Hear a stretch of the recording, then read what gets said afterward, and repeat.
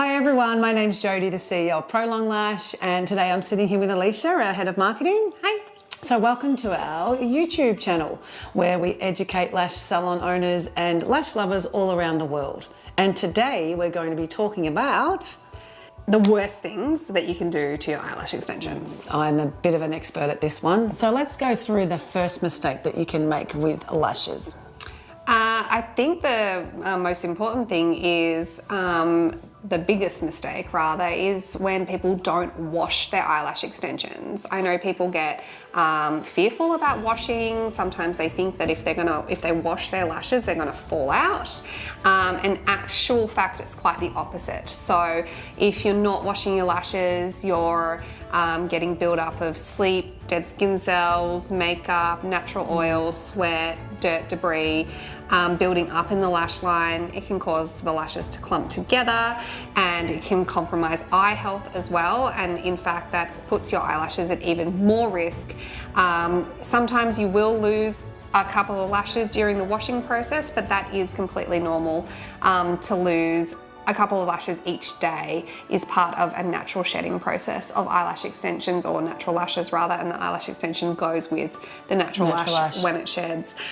So washing is so important for eye health and the longevity of the eyelash extensions.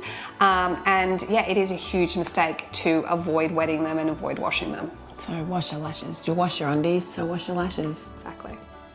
Okay, well that all makes sense. So let's go into number 2 point, the worst things you can do with lashes. So drying your lashes. I know that I'm a little bit of a harsh dryer. Is that true that I'm not meant to? Like, can you explain to me about that, please? Yeah, absolutely. So it is important to dry your lashes because if you're brushing through wet lashes, especially if you've got Russian volume fans, they won't necessarily fan out very well.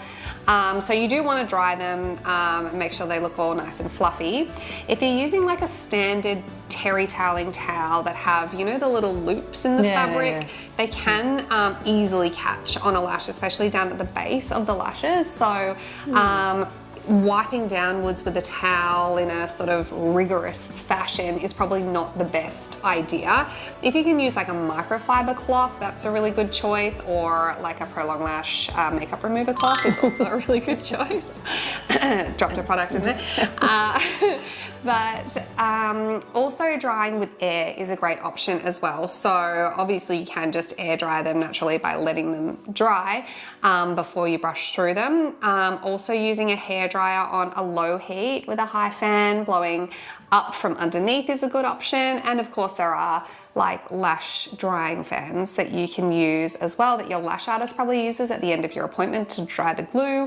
You can get those off Amazon and eBay and those kind of things quite inexpensively.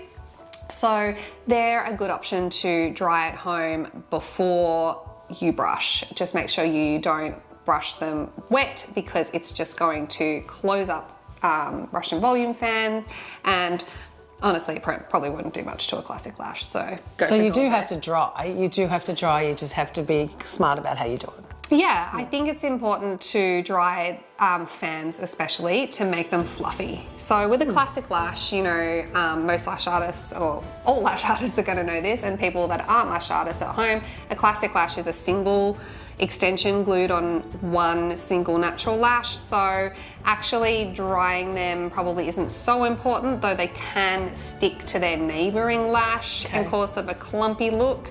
But the fans, especially when it's multiple lashes and a little group that looks like a fan stuck to one natural lash, those little individual fans can really close up, and if you're not drying them properly, then they won't fluff up and make that pretty fan. But then you got, you know, a wet look lash. Yeah, that's a whole new ball game, isn't it now? So something interesting you just said before, you said to use a hairdryer, that it's okay to use a hairdryer on a low heat underneath, because it's really confusing. They're not meant to heat lashes up, are you? No, and you don't want the tips of your lashes to get too hot because they can actually singe. So I actually saw a post the other day on a lash group with a lash artist saying, oh, there's something wrong with my client's lashes. I did this beautiful set. They went home, they came back a couple of weeks later and their lashes all crinkled up at the end, you know, bent, and they looked all funny. As soon as I saw that picture, I thought in my head, well, those are singed lashes. And lucky in that lash community that had already had about 56 people post that same thing. So I didn't need to say anything to help out, which is, it's great to join a lash community and get all those little answers and tips. Little tips. But heat does actually sort of melt the tip of a lash. It is a synthetic fibre. Even if you're using a silk lash or something like that, it's actually not silk nowadays, it's really a synthetic fibre. So they will actually singe. So with your hairdryer, I think you'd probably have to have it pretty hot to singe a lash, and you probably wouldn't want that near your eye anyway. So that's probably less of a concern. But things that happen that are a bit more unexpected with heat, opening an oven door, when you sort of go to look inside and you've got your face nice and close to the oven door to check the and chicken. the air comes blasting out at 220 degrees, that can be a cause of damaging your lashes. Smokers, like, it's if there wasn't already good reasons to kick that habit, another one is having a naked flame so close to your face when lighting a cigarette is a big cause of singeing lashes. Then the other one that we notice as well is in winter. You know, you go out for a drink with your mates at the pub, at the bar. Flaming Lamborghinis. Is it? Yes, when you drink shots. No, that's not the reason. Sorry. But also be cautious of that. I think that. But imagine, you know those outdoor heaters? Oh yeah. People stand outside, it's a cold night, and they're snuggled up with their friends around those outdoor heaters. Those can be a big culprit because gets very hot very quickly when you're standing so close to them. And I have seen those in clients actually singe the tips of them as well. That's a really good tip then. But yeah, keep your face away from fire. That's my main tip. Okay, that's easy. I think I can do that. Okay, so being our Prolong Lash artist, Alicia, who always tells me off for this one, a big problem is pickers, people that pick at their lash extensions, and that is very much me, don't you? I drive Alicia crazy. I have a confession to make. I also pick my lashes. There you go. Oh, there you go. Sometimes, very rarely, but you know when they're just grown out and you've got a big gap, and from the base to the lash you can actually feel the natural hair and you can feel the base of the lash, like, and you just want it back. That's too tempting for me. I do. I do the banana peel for the lash artists out there, but I just like get my fingernail underneath and just kind of peel it off. But okay, please don't just pick willy-nilly. Like, I shouldn't be picking that at all, let's be honest. But like, actually, just there are people that sort of compulsively pick and just that's me, okay. Or just, you know, just are over them, want to, you know, rip them off. That's not good. And when you are picking at them, or like even peeling them back like I do, you can like sort of strip a layer of the hair away. You're just weakening that hair there. So the next time you go and put an extension on that lash, like, it's going to be a little bit weaker. So it's probably best if you let your lash artist do it. Unfortunately, you know, if you're 2-3 weeks away from seeing your lash artist and you have one that's annoying you, you know, that can be really tempting. But if you can avoid pulling it out, then that's ideal, because you can damage that natural lash that it's attached to. Bear in mind, you will grow a new lash in its place, but maybe not for 90 days. So do you want a gap in your lash line for 90 days? Stop picking. No more picking. So yeah, the next point's a really relevant point, because the other day we were at a lash conference, you and I, and Joy was up on stage and she was speaking about the use of pencil eyeliners. So we're talking about Joy Crossing Hair. Oh yes, from Lash Joy. Hi Joy. She's one of our fans. So yeah, she was talking about the build-up of pencil eyeliners, and that you can tell who uses eyeliners in between visits. And we bought out a felt-tipped black eyeliner that is safe to use with lashes. So I suppose the question is, people often ask, and I do myself, do you use mascara as well? I mean, I know eyeliner is now safe. That Prolong have brought out an amazing one. Plug. But yeah, mascara. What's the use of mascara? I would say that most lash artists would prefer if their clients did not use mascara on their lashes. It is extremely hard to get it off, and as much as you wash and say that you've washed them and cleaned them, it is very unlikely that you've gotten it all off. Those little hair fibers are quite porous, so they do sort of soak up those oils and stuff on the lash line. And mascara, as you probably know, if you wear it on your natural lashes, it's hard enough to get off there, let alone a synthetic lash that's sort of attracting that mascara even more so. And the thing with mascara is it's really causing that clumping together of the lashes as well. So whether you're wearing classic lashes and you're clumping lashes to each other and causing sort of a clumpy looking lash line, or if you're wearing Russian volume fans, you're just going to close up the fans with mascara. So it takes away all that work, all that work that the lash artist is doing, all that laying there for an hour and a half and having that beautiful work done, then stacking mascara on it. Yeah. So we've all been guilty of wearing mascara once in a while with our lash extensions. If you're getting close to refill time, you've got a bit of a gap, you're going out for the night or something like that, and you're wanting to top them up again. So if you absolutely must wear mascara, I would recommend just putting it right against the bottom of the lash line, right towards the waterline, not on the tips of the lashes where you're going to close up fans, just sort of to give that little bit of a darkened lash line. And then you need to double, triple, even quadruple cleanse to get that out at the end of the night. So really a better option would just be to do a nice eyeliner line across the lash line to give that darkness again, and not get it actually into the lashes, and obviously use Prolong Lash oil-free eyeliner that comes off perfectly with Prolong Lash cleanser. Thank you. So another mistake is not understanding that your lashes are affected by environment, all that facets of environment, whether it's sun, wind, rain. We've talked about heat already today. So yeah, is it true that all those things affect your lashes? It's controversial. Oh, I like controversy.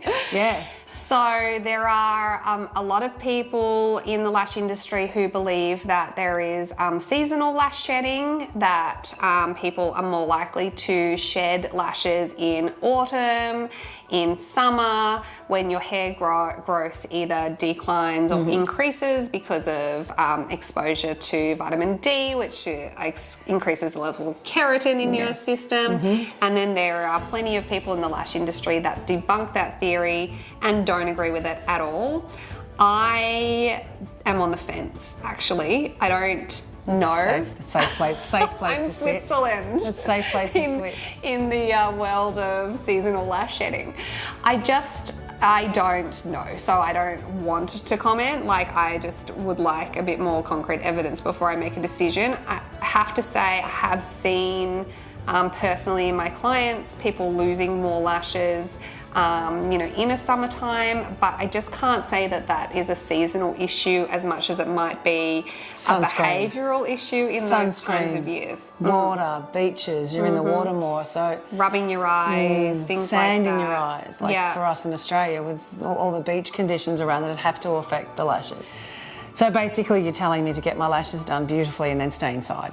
Yeah. Never leave. Then they will be safe against all the elements of life. That is definitely an option. Another option would be probably just to protect them where possible with sunglasses, that kind of thing. But I am just very pro live your life with eyelash extensions. That's my personal feeling about them. I know lots of people like to recommend certain lifestyle changes. Don't go swimming, don't sleep on your face, those kind of things. I mean, cool, if you don't sleep on your face, that would be helpful, but also I just feel like I like extensions that are done correctly are very hearty, they will survive. And as long as you're taking care of them in terms of keeping them clean and making sure you're not getting build up and risking your eye health, I just think live your life, go swimming, go outside in the sun and enjoy yourself. Good. Well, you mentioned something in there that was quite interesting that is probably our last point to talk about today is, sleep patterns. Is that true, that sleeping on one side or another on your face can affect it? Yeah, I think that is definitely possible as well. Say if you just sleep on your left-hand side, you'll probably find that those outer corners of your left-hand lashes are going to fall out faster than the right-hand side. If you sleep on your face, you are going to squash them. I don't know if you've ever popped a sleeping mask on that's not, an eyelash extension safe sleeping mask, because there are those. They've got sleeping masks with like little bumps in them. So they almost have like a cup around the eye, and so then they fit your extensions in there without squishing them. But there you go. I just learned something today. I've woken up at the end of a long plane ride with my sleeping mask and whipped it off, and just the lashes are everywhere. And although I don't think they're all going to fall out just suddenly from having some, pressure put on them, it does take a little bit of rigorous brushing and trying to get them back in line. So you're probably more likely to lose lashes if you're just yanking and pulling at them and things like that. So yes, sleeping can cause a bit of extra loss, in my opinion, but also I'm not going to tell you how to sleep. Good. That'd be great. We've certainly shared enough rooms alone the time travelling. So, and you've never said anything? No. Never said, get off your face, Jodie. Don't sleep like that. Not even one time. Imagine telling her how to sleep. No way. She sleeps on her head. Upside down. Upside down. Yeah, can you do handstands with eyelash extensions? I safely can say you can handstand with eyelash extensions on. Well, we have done research on that. Zero risk. So that's about the end for today and what we've talked about. Thank you so much. I always learn something from Alicia, so hopefully she can learn something from me. Maybe headstands, as we'll say. Oh, I don't think so. Okay. I'm not a balanced person. Okay, that's all right then. Oh, you are, but not upside down. Not upside down.